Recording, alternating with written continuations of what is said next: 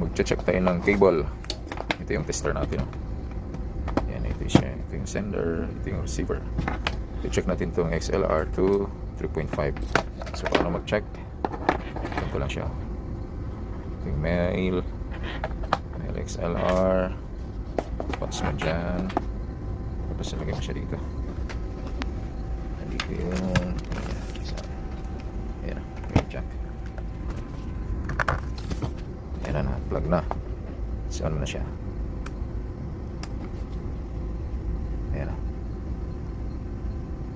1, 2, 3 ang sender. Tapos 2, 3 dito. 1, 2, 3 XLR. 2, 3 naman dito, left and right. Good.